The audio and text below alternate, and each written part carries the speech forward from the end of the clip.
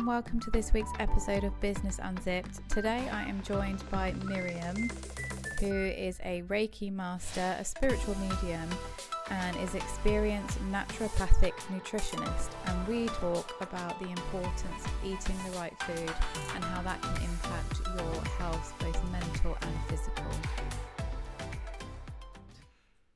Right. Hello, Miriam. Hello. How are you? Really good, thank you. Thank you for having me. No, thank you for coming. I really appreciate it. Excited. So today we're going to talk predominantly about your naturopathic nutrition business. Great. But you actually started off so you're a medium. Yes, that's correct. And then you specialized in Reiki. Am I saying that right? Correct, yes. And that's all about sort of like natural energy flowing through bodies and stuff. So let's start off with that. How did you sort of get into that? Well, it all started basically off back in 2016 with a huge health challenge. I used to work for the emergency ambulance services at that time in London. And I was sort of dipping in and out of spiritual work. I used to sort of do readings for people from a young, early on age. And I was always very interested in healing modalities from young, early age onwards, and while I was working for the emergency services. So it was always a hobby until that point. So I worked full-time in the ambulance service, and in 2016, I went through a really difficult year where basically my relationship was collapsing, my health was collapsing. I was surrounded by the wrong people. I was basically not leading life the way I was supposed to. And I had an epileptic seizure, which completely changed my life. And I wasn't able to go back to the emergency services. I was forced to stop driving for a while, which I loved. And then I had to find a way of starting again. I was at the time as well a single parent. I was very much, studying, wanted to be a paramedic. I was giving my all, working full time, traveling long hours, commuting 2.5 hours every single day. On my days off, I was basically studying and obviously spending time with my son. I didn't sleep very much at that time. I kind of courted myself as well. And that journey basically led me into my business because I had to rethink my entire life. I had to find money. I had to make it work. I needed to find a way of working from home without having to use a car. And this is how it all began. I started running meditation classes from home. And I started building a community from scratch. And that's how I started growing as a business, really. That's when psychic medium and intuitive healing was born. And I started using my gift rather than my profession, if that makes sense. And then also after the seizure, I realized I needed to help and heal myself. And I basically started meditating for 30 to 40 days, every single day, 30 to 45 minutes as well. And I experienced a huge transformation in that period as well. And I refused to take medication because the doctor wanted me to basically, my neurologist wanted me to go on heavy medication. And obviously, having seen all the people in the ambulance service, within the NHS, I found it very difficult. It didn't agree with me because I knew I would have to depend on them and it would be for the rest of my life and I wouldn't be able to drive. And I love driving and I wanted to get back to it. So I chose the naturopathic pathway to heal my body. I basically used natural healing modalities such as Reiki, energy healing, meditation. Then I went through detoxification processes. I cleansed my body with from all the toxins that were causing the seizure because I researched into it. And I started healing my gut linings, started cleansing my body from candida, albicans, heavy metals. I started using supplementation and started eating better. I mean, I was never an unhealthy eater. I was always very much looking into eating healthy foods, and I used to always exercise, but it wasn't enough. And I started sleeping properly. Instead of just having 5 or 6 hours, I started sleeping 8 hours and really, really started taking care of myself by removing toxic relationships from my life as well, which were contributing to that health challenge. It was a huge change. 2016, 2017. It was a transformational year, and it led me then initially into naturopathy whilst I was working in my holistic business as a psychic medium and intuitive healer. And I attracted loads of people through that, just because the energy was right. I felt like I was actually able to help people with what I was always very, very good at. I like talking to people. I like listening, like yourself. And I feel I can uplift them and find the root cause, either in the mind or within the body. I just get a feeling or a message from spirit, or I see symbols, or I dream. And I was able to help people. And then obviously in a very short period of time, my business started growing, and obviously my health got better. Mm-hmm. And then I decided to as well use that time to start building a new career, and then ended up going back to studying to become, originally I wanted to be a chiropractor, but it wasn't the right pathway. So I just completed a health path to chiropractic science. I completed the first year and then moved over to naturopathic nutrition, which I absolutely loved. Yeah. And this, I knew it was my passion. And then I completed that degree within naturopathic nutrition.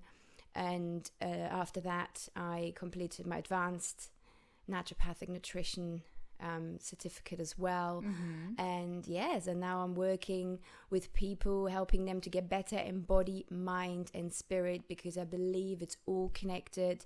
So if you have a health challenge, you've got to treat the root cause. And I'm very, very, very passionate about it, because I know that disease does come from an emotional dysfunction that we suppress. We bury it, and then the body starts showing symptoms because the cells respond to your thoughts. And then we obviously make worse food choices. We might be surrounding ourselves with the wrong people, or we might be traveling or eating from aluminium foils because it's quick and easy. So the lifestyle automatically alters when we are not loving ourselves, when we're not looking after ourselves. We choose maybe quick ways rather than healthy ways. We stop exercising. So I am really passionate about helping people to find health again, and to find the true root cause of their sufferings. Yeah. I'm not somebody who would just take pills to remove pain. There is a reason why you develop the pain, or the autoimmune disease. Yeah, so that's the beginning, really. Yeah, that's a lot. That's intense. So you weren't epileptic before, and you had...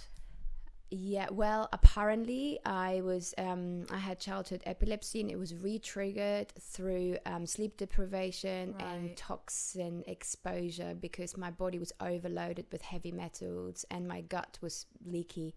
I permanently ignored the symptoms of my body when I worked up in London. I remember sitting in the train, because obviously I wasn't able to drive anymore, so I had to rely on trains. And obviously you know what it's like when you're traveling up to London. Yeah, you may get there in 2 hours or maybe 4. Yeah. And I remember sitting there holding my stomach. I was in absolute pain, and it was excruciating. For 3 months I had stomach pain. This was actually just during my training, and I was too scared to cancel to go into work, because I knew if I don't work, I won't get paid. Yep. If I don't get paid, my son won't have food on the table. Mm-hmm. And I felt like a failure if I'd stop and say, I'm sorry, I need help. Yeah. But then I ended up going to A&E just before my training course started in the morning. I had to, and I thought, please, can you just see me? I've got stomach aches for about 3 months. This is all when it all started. So the first symptoms were apparent, and they were surprised I didn't come any earlier, and they referred me for an endoscopy as well. And they figured then eventually I had the stomach ulcer from stress and gastritis, and that's the beginning. That was before I had the seizure. And obviously a good year later, mm-hmm. the seizure happened. So I know that my gut-brain dysfunction led to the to the seizure. It was because of the microbiome changing and the leaky gut because of the bacterial overgrowth, the wrong bacteria. So it was re-triggered. It was there before. I'm not aware when I have a seizure because I'm asleep normally. It catches me by surprise. But obviously that morning when I woke up, that was actually Boxing Day, 4 a.m., the alarm triggered that my ex found me like shaking. I basically had a tonic-clonic epileptic seizure. And I just remember waking up, not remembering my own name or where I was bleeding, my mouth. Obviously, I've been chewing off my tongue, and it was just really bizarre. And it was scary because I didn't have a memory. That my memory disappeared for so long. I couldn't remember who I was and where I was because of this, the oxygen deprivation, and it's very scary. It really changed my life. But I got rid of him. I got rid of all the toxic people in my life because I just thought I had enough. I just want to be healthy, and I want to be the best mom for my child, and I can only be that person if I feel great. So I have spoken about this before, and I completely agree that you need to surround yourself with people that inspire, that motivate, that love. And negative people have such an impact on your well-being. So I completely agree with that. Yes. Do you think that stress is the main reason that people come to you? Because that there is, we're all more aware than we used to be about stress and how our body reacts to it. Huge. Absolutely, yes. I would say 95% of my clients are either mentally unwell, physically, emotionally, or spiritually. And to be honest, I always say to my friends, I feel like I'm the psychologist without a degree in psychology. Right. That's how it all started, because they feel drawn, and I seem to attract people with neurodiversity as well, and that's what I'm really passionate about. That's obviously my own background and history, and I grew up surrounded by people with neurodiversity of the extreme. And very different shapes, from ADD to ADHD, depression, and other problems like epilepsy such as well. And so I think toxic people, if you have them in your life, you're ultimately, just imagine having a brick wrapped around your leg, and it's constantly pulling you down. You can't actually fully take off in your life if you have this brick wrapped around your leg. And I also believe that, and not just believe, I know that who you are surrounded by affects your microbiome, and it affects also your mental health. Therefore, because your gut and your brain communicate on a daily basis, your actual microbiome changes with your surroundings. So if you're traveling, you're absorbing different bacteria, or if you're surrounded by many sick people, you're picking up the bugs of them as well, and your microbes change according to who you're hanging out with. Therefore, your health changes, your neurotransmitter production changes, and then obviously if you add stress on top, which increases inflammation and leaky gut, it suppresses your immune system. It increases the output of adrenaline and cortisol, which ultimately stops every function in your body long term, and it ages you very fast. Then yes, it does. It just makes things worse. And I think if you want to get better in life, I think you've got to start putting yourself first, number one, and say no to people that drain your energy. Say no to things that don't make you happy truly, and say no to stress at work. If you don't like your job, that's a chronic stress factor. Or if you're not happy in your relationship, for example, so many people come to me with relationship problems, and they stay together in those relationships that are really toxic. The kids are struggling, they're watching their parents suffering, and they grow up believing that living in a dysfunctional relationship is the norm, and they pass on the bad behavior to their own children, or they pass on the dysfunction in some form or shape onto others, or live a life with more suffering than necessary. And I know this because I come from a very dysfunctional background with, narcissistic parent, not both, but one part. and where one parent was very passive and alcoholic, and I grew up with that. So I know when you are predisposed or when you are surrounded by it, you absorb it, and it shapes your belief systems. And if you don't remove those belief systems, your life can be a lot more difficult.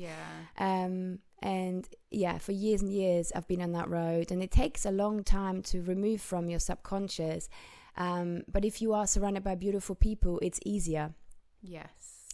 That's a challenge in itself, though, because you still have those sort of trauma responses to how you would react to someone who's a narcissist or toxic, and that can sometimes come out unintentionally. That's quite a difficult journey to get through as well. It is, even when you don't recognize it. Oh, absolutely, because sometimes you think it's just you believe you are the problem, especially when it comes to narcissistic relationships, because you believe maybe you are just not good enough, or maybe you think maybe you're just imagining it, or am I just making this up, or maybe it's just my neurotic brain, or maybe I'm just a bit sensitive. But no, if something doesn't feel right, there's something inside of you telling you, listen to the noise, listen, we're trying to tell you something. And that leads me into the spiritual connection as well, because we all have that connection, and we all have a gut feeling, and science has proven, obviously, that your gut or your nerve endings, they sense things way before we are actually fully aware of it. So our body senses things, and that comes from ancestral background, to protect ourselves, to protect from danger, absolutely. And that activates a fight or flight, the sympathetic nervous system, the autonomic system, to activate this fight or flight activation, basically. Yes, which then increases the stress response, and adrenaline gets pumped into your body to basically run away from the bear, and that's very, very dangerous long term. If you're chronically stressed, you're chronically depleting your body, you're chronically living in fear, and eventually your body will not be happy anymore and start showing symptoms of deterioration or dis-ease, because you're not at ease. And that's when problems start. And stress is the biggest factor here in this world, isn't it? It is, yeah. Do you find that a lot of that comes down to financial implications, in particular a stressful job? Yes. Because, most of us live within our means, but some of us beyond our means. And the thought of, not having that secure income means that people stay in that stressful job because they know that they're getting a wage at the end of every month. Hugely, absolutely, yes. And it is, I can understand where they're coming from. I do believe if you don't have a solid leg to stand on financially, I of course would not recommend to leave your job before you have something new in place that supports you financially. However, there are times when the pressure at work is so much worse, and it's better to actually step out and start again before you have a secure platform. It depends on the circumstances, of course. If you've got family or maybe friends that can help, but initially, I always believe mental health comes first, because when you experience a health challenge or when your health goes wrong, it's sometimes very tricky to repair, but prevention is the easier pathway. And once you're out of the job role that basically stresses people, you can make better decisions. Once you have that break, you can start reflecting on who you actually are and where do you actually want to go, what is it that you're passionate about. But when you're in that chronic stress response, your brain will not function properly. You won't be able to make good decisions. It will all be fear-based and low vibrational. Therefore, you are most likely to run from the frying pan into the fire again based on fear. So sometimes I do believe taking that break or leaving a job if it's really bad and protecting yourself, your own sanity, is much more powerful. And I always believe as well that you are safe, you're looked after. I've done it before. I had to walk away from a job after 3 months. I was mentally not coping very well. I tried to please my son, obviously with the normal working hours. Yes. Try to, like you want to be as a mum around for your children all the time. Mm-hmm. Working 9 to 5, weekends off. But it didn't work. It wasn't me. I wasn't able to fulfill that role in a way that would make me happy. And I tried to do this for obviously the people around me. I was not looking after my own mental health. And I ended up talking to my son. He was only 8, and we read a book in the bed together. And he just said to me, Mummy, I just want you to be happy. Can you go back to the ambulance service? He nearly cried. And I realized, gosh, son, you're right. You know what? I'm dead unhappy. I just want to cry. Mm-hmm. And I try to make your life easier. I want you to be you having the mummy that's around and not constantly working shifts and long hours, and he just wanted me to be happy. Mm-hmm. And he said it, and that really made me think, wow, okay, it's so important. And it came from an 8-year-old. Yeah, they pick up on emotion 100%. And I'm so glad now I made those changes that I made. And even though you feel maybe guilty, I would never stay out of guilt nowadays. It's the worst decision because it comes from the ego, and it's not for your highest divine good. As spiritual as it sounds, I do believe that you've got to put yourself first. Mm-hmm. Because if you're working or functioning 100%, only then you can truly help other people. Yes. And you can inspire other people. Yeah. Don't have to be rich for that, but you've got to feel good. You've got to love yourself. Yeah. And then you pass it on to other people. We live in a better world. You can't look after others if you haven't looked after yourself. It's a bit like the aeroplane analogy, isn't it? When the mast drops down, they always say fit your own before you help someone else, because actually if you're low on oxygen, you're no good to anyone. So you've got to do that first. Absolutely. But so many times we feel obliged to help everyone else first. Yeah. And I'm definitely a victim of it as well. Mm-hmm. Myself. I often gave out, and then there were wake-up calls, and the universe or life had shown me signs that I was not going the right pathway. Yeah. And if things start going wrong, to demonstrate to you that you need to change direction, and you start looking after number one. I know so many people believe it's selfish, but it's more selfish to continue the chaos within yourself, because if your energy is low and you're angry or resentful, you'll cause much more damage to other people rather than looking after yourself, making sure you're happy and content and peaceful within your own life, because only then you are truly radiating out that love and compassion and understanding to other people. You can truly help only then, and it's the energy that makes such a big difference. Yeah. Because we can all feel the truth. You know, when you walk into a room and there's a person who holds on to a lot of anger and resentment, you feel it. You can cut the room or the air with a knife. Yeah, that's true. That is true. Yes. Okay, so going back to the medicine section of it, because that can be quite controversial, can't it? So you're essentially saying move away from traditional medicines, and in some cases I do agree with you. I think we can be too quick to just prescribe something and that be it, and you're right. It doesn't then ultimately figure out the root cause, particularly when it's things like stress. But are you, not for everything, not for every ailment, you're not suggesting that if someone's diagnosed with cancer they don't take their chemo? I am really open to all of the modalities. I believe that we all are on different journeys, and I coming from the emergency services as well. If you have been run over by a train or bus, you do need morphine. Yes, okay. I am a big believer. There are times and places where it's absolutely necessary, absolutely. And I don't judge anybody, or the women. There are some women that really struggle with their menopause symptoms, and they have to go on to HRT, Yes. and it changes their life dramatically. I don't judge people who do that, and I'm really, really open to it. It's only because it depends as well on your genetics, how you've been living your life. Yeah. So, for example, if you have a very, very, very chronically stressed woman, let's say 30, 40 years of stress, coming from an abusive background, working long hours, overtime, 4 children, or Yeah.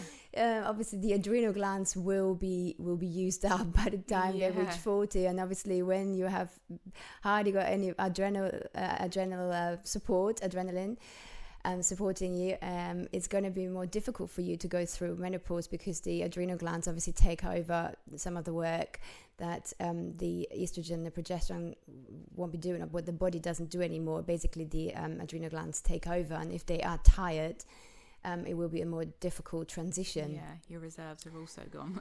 Absolutely, yes. Yeah. Everything feels worse if you're chronically stressed. Yeah. So I'm very much, I believe that there's a time and place for everything, but I also believe that there is more education required in this world. I'm pretty shocked about the numbers of hospital patients and how they have gone up. And I believe that we are too quick in grabbing quick foods, not taking the time to pick our foods, going out to a farm, maybe picking our foods, or buying real products, real foods that grow on a tree and in the ground. I do believe there is a need to educate people to live a much healthier life. We eat way too much sugar nowadays. We drink way too much alcohol, too much caffeine. And we don't eat enough fiber, and our children are basically living off sweet cereal and sweets, and it's, the society has accepted that, and then we're wondering why children can't focus at school. Yes. And why they have mood swings and crash during their days. Yeah. They can't focus if they live on a sugar-based diet, and it's the same for us.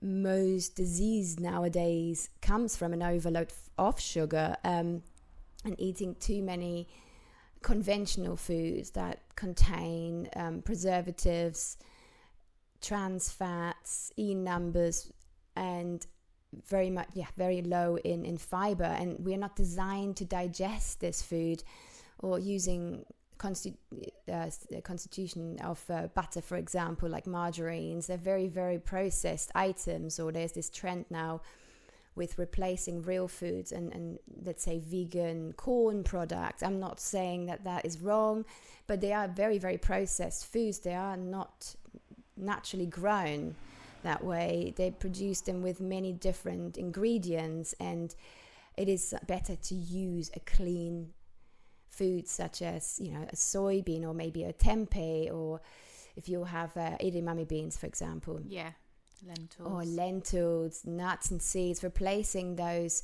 vegan foods with proper foods, soaking your nuts and seeds, soaking your beans and lentils, of course, before you eat them. And really making mindful choices about how you're eating and when you're eating. So there's a lack of education how to eat properly, especially when you're a vegan vegetarian. Also in the normal world, how to feed our children, and often obviously the adults, the parents, and all of us, we are victims of it, because it's normalized to have sweet cereal in the morning, and then you run off and you have a coffee, and time pressure as well. Going back to having a stressful job, do you really want the added stress of having to make, a completely organic dinner every evening for dinner? Or is it easier just to shove something in the oven? Yes. The kids are fed, they can go to bed, and you can just crack on with, Exactly. And it's actually so easy nowadays, because I don't have time either. Yeah. But I find, because I don't have time, I found a way of making quick meals really healthy. And I think it's just a lack of maybe education there, that you can live really healthily. You can make the most amazing meals in less than 15 minutes. And as long as you have the ingredients in your own home, and making sure it doesn't have to always be organic, but obviously if you can, choose to, because don't forget, the pesticides, the plants and the vegetables, the fruit are sprayed with, kill worms and insects. They do kill our microbiota as well. So just imagine what they do to our cells when we ingest them or when we eat them. So I'm always putting emphasis on try and go organic as much as you can, and try and buy food from a farm where you know it's responsibly sourced and not treated with heavy pesticides and herbicides. But with regards to the time pressure, I'm hearing you loud and clear. But there are so many beautiful ways of how you can quickly change your breakfast from a cereal bowl into a beautiful chia pudding, a couple of tablespoons of chia seeds soaked into a beautiful Greek yogurt, add some hemp seeds, some pumpkin seeds, maybe some almond butter, some blueberries for your brain, for the polyphenols and the antioxidants and the fiber. Add a little bit of manuka honey. You have a great breakfast, and it takes less than 5 minutes. Yes, I soak mine overnight. That is actually sounds very much like my breakfast. Very and I take it to good. work, and everyone's like, "What are you eating?" Amazing. Delicious. It is delicious, and you can prepare it the night before in a glass jar. Yeah. Take it out, little cinnamon. Overnight oats, Perfect. Yes, well done. That's really good. Yes. Mine's dinners. The dinners. Dinners is my downfall. Oh, it's really, I find dinners quite easy actually nowadays. So I normally have frozen wild fish in my freezer, and when I know that I have a fish day, for example, because I like my omega-3s to be high in my diet because of my brain, and I'm sure everyone should include omega-3 fatty acids into the diet because it just prevents neurodegeneration such as dementia, Alzheimer's, and obviously other conditions such as brain fog and low mood, depression, anxiety. So yeah, just having a fillet of wild salmon in a little oven bowl. You can sprinkle a little bit of olive oil or coconut oil, a bit of garlic, black pepper, sea salt. I always use Celtic sea salt as well because it's really high in trace minerals. You have like a large amount of trace minerals in a pinch, which is great for your adrenal glands as well. And then I just basically steam 3-4 different types of vegetables. You could even use frozen vegetables, such as broccoli. They're really great for the liver. Broccoli also contains the glucosinolates, so you've got the fiber there, and it's great for liver detoxification. It upregulates the liver phase detoxification pathways. And you can add some carrots there or peas, whatever you've got in the house. I normally have always 3-4 different types of vegetables, a bit of olive oil, steam them, some sweet potato. You can either boil it or you can pop this in the oven for 15 minutes. And that's a really nutritious meal. It doesn't take very long. Or if you have a salad, add some eggs, some olives, some feta cheese, sprinkle some seeds. Using bitter leaf vegetables as well, such as rocket, great for the liver and the gallbladder, for the bowel secretions. It's quite easy to create simple meals in a short period of time. I'm just making excuses. That's okay. We all do that sometimes. Don't worry. So you think there's a strong correlation between the food that you eat and your mental health in particular? Oh my God, huge. Oh, absolutely. So for example, if you're lacking short chain fatty acids, and obviously they are produced through the gut bugs in our digestive system, so we should always have more good gut bacteria in our gut than bad microbes. So stress, drugs, drinking, alcohol, smoking, all of that reduces our good microbes, but also the lack of fiber. And nowadays food is very, very low in good plant fibers. We really need to have, a very good amount, at least 30 grams of fiber every single day to function properly, but also to feed our microbes to make those fatty acids. But then also we feed those little goblet cells in our gut that produce the mucus to support our gut linings. And when our gut linings are beautifully protected, we digest better, and the villi can absorb the nutrients properly. And if we absorb nutrients properly, we're able to function better, because if we don't digest, we don't absorb, we can't function properly. And the problem is actually when people are stressed, and this is very common for most people, we actually slow down our digestive system. The peristalsis slows down, the bowel secretion slows down, because when we are in this sympathetic nervous response, we turn down digestion because it's not the priority of the body to digest food right now. We are supposed to be running away from a bear. Now, what happens is if we don't have enough hydrochloric acid in our digestive system, we cannot break down protein or our foods effectively. Therefore, we start fermenting foods in our digestive system, and that creates gas and bloating and problems to our gut intestinal walls. And we can get overgrowth of bacteria that we don't need or don't want, such as H. pylori, for example, E. coli. Mm-hmm. And that's when other problems start happening, and that will affect your mental health.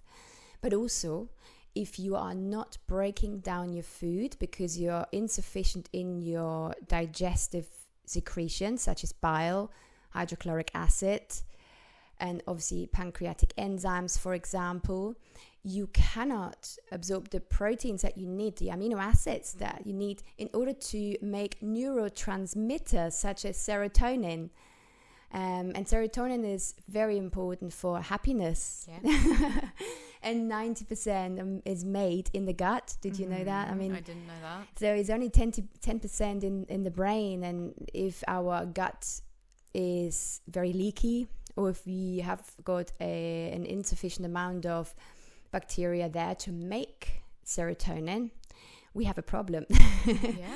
We have a big problem. It's not just the mental health, obviously, that's affected. It's the digestion itself, but also the transport of nutrients into other parts of our body and our bone density. So they're all linked.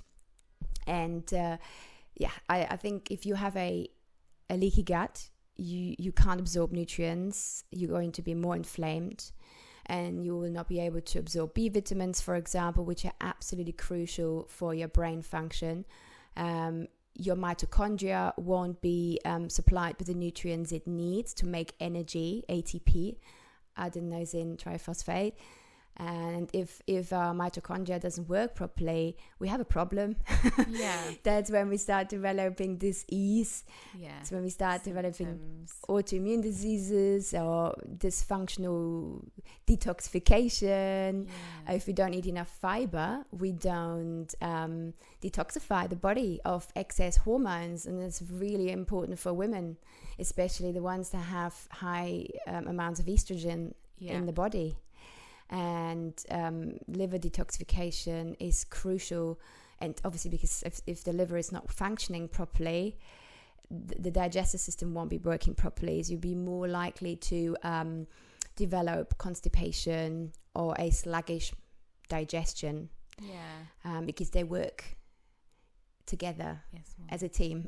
Do you think you can get everything you need from food, or do you recommend supplements? I feel you can make it happen. I will not say that's 100% correct, potentially. Yes and no. I believe it depends really on the way how you are digesting and absorbing. And if you're not efficiently digesting or absorbing, you may need some help with supplements initially, especially if you're very low in let's say, for example, vitamin D or omega-3 fatty acids or vitamin C. I mean, it could be anything. It really depends on how you are absorbing and how you're digesting. I believe it's definitely beneficial nowadays to supplement, especially when it comes to magnesium and B vitamins. Because we are over-farmed. The vegetables that we're growing nowadays are just not as high in nutrients as they used to be. Yeah. And that is a problem at the moment. So I would say... Don't they say you used to eat 5 a day, but actually you need to eat like 20? 10 at least. Yes, absolutely. At least 10 a day. Yeah. I would say it's about 30 different types of fruit and vegetables every single week. Yeah. So do mix them up, bring a variety into your diet. Don't keep eating the same food every single day, because your body requires different nutrients, different antioxidants, polyphenols, and it just comes from different plant fibers and different colors and different types of meat or fish. We need a variety of everything. We need variety. Yeah. And I believe as well, that's just my belief and from my experience, your body tells you what you need at the time. So sometimes we feel drawn to a specific vegetable, or we feel drawn to a specific meat or eggs. There's a reason for it. And most people are hungry nowadays. They actually don't eat enough protein. This is from my experience. They eat like high carb or high carbohydrate diets and not supplying themselves with enough protein. And often they have those slumps in the afternoon, energetic slumps, or mental low energy mentally. Yes, and that can also link with obviously the mood swings as well, when your blood sugar isn't balanced because you haven't eaten enough protein throughout the day, and that will also lead you to more cravings, and you end up eating more snacks, which you don't need. For a sugary treat, isn't it? Exactly. Give you that short high. Exactly, and you don't need to. If you eat properly, if you have 3 proper meals, nice, or even 2 proper meals, it depends how much you work and how tall you are, of course, and how much you work out. But normally, if you have 3 proper meals, you don't need to snack. You won't be hungry. Right. You will be sustained, unless you're obviously climbing the Machu Picchu. Yes. That's a different story. Yeah, need a gel shot. Exactly. Okay. So in terms of your business model then, so you found that you went through that traumatic experience and then you went through your own healing journey. Mm-hmm. You really benefited from that, clearly. Hugely. And now you are teaching people to do the same. So yes. Do people just come to you for a consultation? Are they with you long term? How does your business model work? Yes. I do. So people can basically arrange a discovery call, and then I normally meet up with them either through Zoom or in person. It depends on the actual client. And then I normally take a very comprehensive health questionnaire. We'll be asking you them I will be asking very many questions about their lifestyle, their physical health, the food diary. That takes normally between 1 to 2 hours, depending on the person and the condition, of course. And normally I do them via Zoom. It's pretty easy. I can work internationally as well. And then after that, normally I take myself away. I start researching. I look at all the answers my client gave me. So I will be asking questions about every system in the body from birth onwards. It's a very, very comprehensive questionnaire we use. We literally ask questions about how you were born, if you were breastfed, bottle fed, how many injections, vaccinations you've had, if you traveled abroad, of course, if there was any parasitic invasion, or if you've taken antibiotics, or you're on the oral contraceptive pill, because some of the nutrients and medications do deplete you. They do. And they have side effects. And obviously I need to research and make sure that those supplements or those medications, that they do not interact with one another. Yes. It's very important as well. Because if I, for example, prescribe someone omega-3 fish oil, it's very blood thinning, and they're on warfarin. This wouldn't be a good combination. So we have to look at those things, for example. So I speak to them via Zoom, and then they receive a comprehensive protocol, which includes steps of how they can change basically their diet, their lifestyle, any exercises that I would recommend. I give them recommendations for supplementation that I would feel would benefit them at this time. Yeah. Or if I feel that I need to refer them to the GP or any other health practitioner, then I will do this as well. I write a letter for them and they can send it off. Yes, and then obviously I keep in touch with them. They will then go home or pick up, or I'd transfer the protocol via the portal I use online. And and then 6 weeks later we meet again, and I track the progress. I ask questions of how they got on, how they've been feeling on the protocol, were there any challenges, how they got on with the foods that I recommended, the recipes, if they were happy with the recipes, if it was realistic, and if they had any reactions, or how are they feeling, have those symptoms that they came in for improved.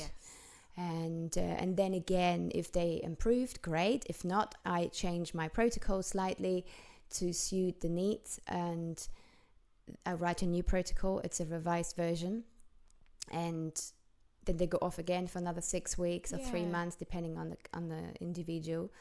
And then that's how we keep in touch. They're also part of a health community. I have different WhatsApp groups they will be part of, so they will be receiving loads of updates, latest research and information, discounts as well to eat healthily, but also with less money, and you can save money as well, because I believe in, you don't have to spend that much money in order to live healthy. 100%. Yes, so there is a lot that I can give to them to make big changes, because I started as well with zero. I literally, when I was on my health journey, I had nothing, and you can make it happen with very little money. You can make it happen. It is possible. And if you have the will and you want to get better, I do believe anything is possible. Wow. Okay. Food for thought. That was really interesting. Thank you. You're very, very welcome. It's been a pleasure. Amazing. Thank you so much. Thank you so much, Jem.